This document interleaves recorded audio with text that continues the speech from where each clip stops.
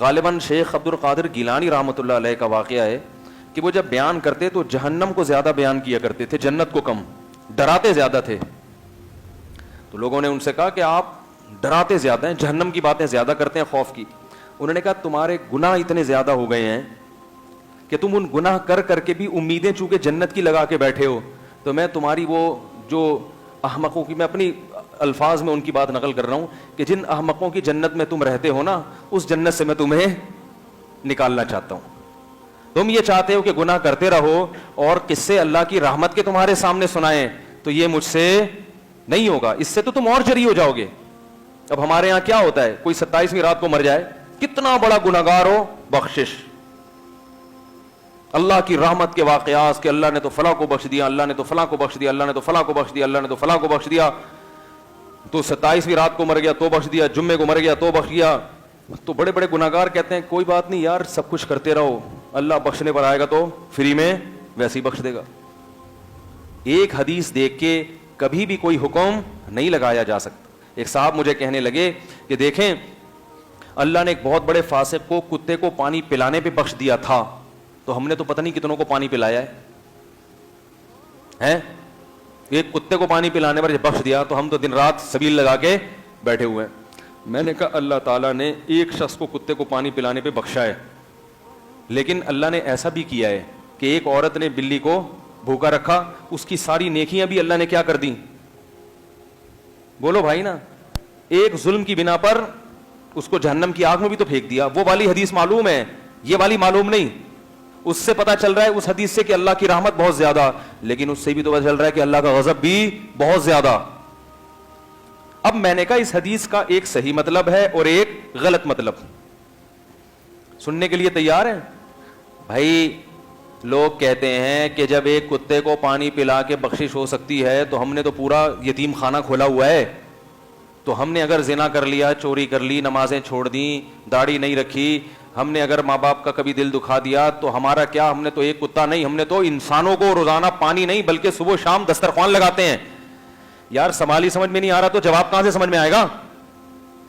آ رہا ہے سوال سمجھ میں؟ تو زور سے بول دیں جی آ رہا ہے.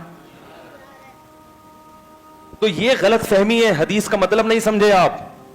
اس حدیث کا ایک غلط مطلب ہے اور ایک صحیح مطلب, وہ میں بتاتا ہوں. غلط مطلب یہ ہے جو ہم اور آپ سمجھ رہے ہیں کہ یار جب ایک کتے کو پانی پلانے پر پوری زندگی کے گناہ معاف ہو سکتے ہیں تو عیدی سینٹر کھولنے پر تو پکی پکی بخشش ہے.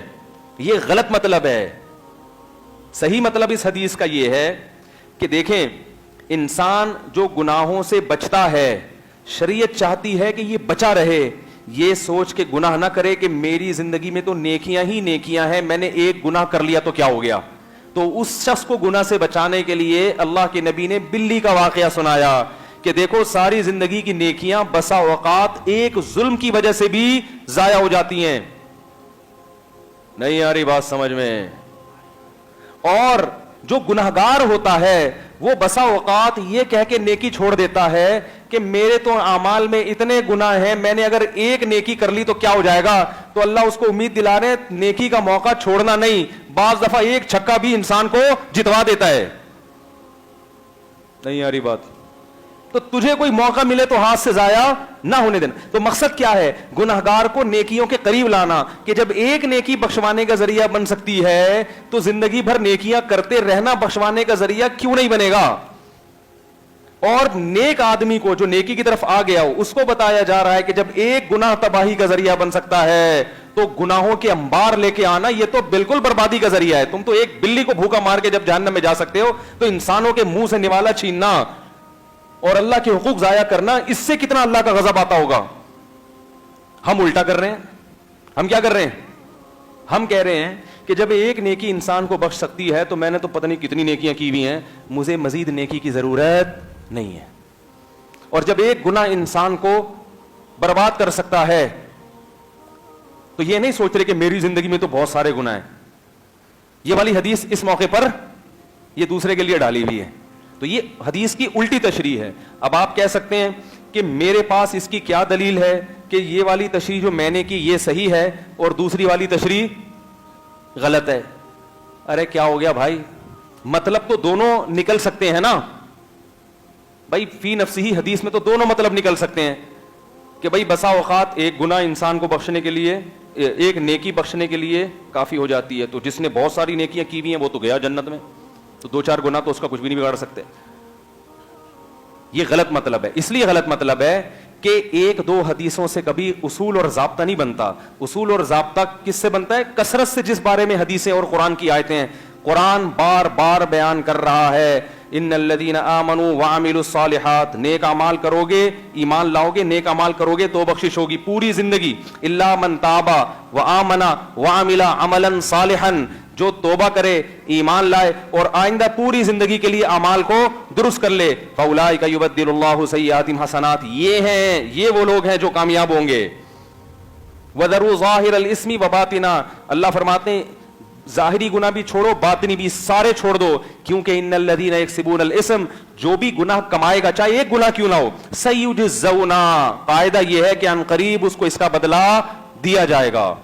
تو اس لیے ہر گناہ سے بچنا ہے، کیونکہ بعض دفعہ ایک گناہ تباہی کا ذریعہ بنتا ہے. اس لیے ہر گناہ سے یہ سوچ کے بچو کہ کہیں یہ گناہ تباہی کا ذریعہ نہ بن جائے. اور جب بھی نیکی کا موقع ملو، ہر نیکی یہ سوچ کے کرو کہ شاید یہ والی نیکی میری بخشش کا ذریعہ بن جائے.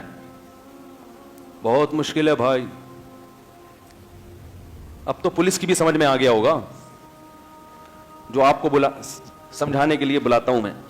تو یوسف علیہ السلام کیا کر رہے؟ اپنے آپ کو گناہ سے بچا رہے کہ کہیں یہ گناہ تباہی کا ذریعہ نہ. کوئی اور ہوتا بولتا ہے اللہ غفور رحیم ہے، کر لو، وہ بخشنے والا ہے، یقیناً بخشنے والا ہے، مگر گناہ سے بچنے والوں کے لیے، گناہ کے دلدل میں پھنسنے والوں کے لیے نہیں. جو پھنس چکے ہیں وہ نکلنا چاہتے ہیں تو ان کے لیے بھی ہے، لیکن چاہے تو چاہتا ہی نہیں ہے، کرتا چلا جا رہا ہے. اور آج کا دین تو اتنا سستا بنا لیا ہے، گناہ سے بچنا تو ضروری ہے ہی نہیں. قرآن خوانیوں پہ زیادہ زور لگایا ہوا ہے، عید میلاد النبی پہ زور لگایا ہوا ہے زیادہ، اور زیادہ زور لگایا ہوا ہے محرم پہ. اور جس کو اہل بیت سے محبت ہوگی وہ کچھ مرثیے پڑے گا. نہ داڑھی ہے، نہ حضرت حسین جیسی صورت بنائی ہوئی ہے، نہ حضرت حسین جیسے اعمال ہیں. حضرت حسن اور حضرت حسین بے انتہا عبادت گزار تھے، بے انتہا سخی تھے، گناہوں سے بہت زیادہ دور رہنے والے تھے. حضرت حسن نے 20 مرتبہ پیدل حج کیا ہے بیت اللہ کا، 20 مرتبہ پیدل حج. کوئی جہاد کا موقع ہاتھ سے جانے نہیں دیا. جب موقع ہوتا تلوار لے کے گھوڑے کی پشت پہ سوار ہو کے اللہ کی راہ میں نکلتے تھے. ایسی قربانیاں دی ہیں ان لوگوں نے، اور ہم لوگ ان کے نام پہ کیا کر رہے ہیں؟ پیڑے کھا رہے ہیں.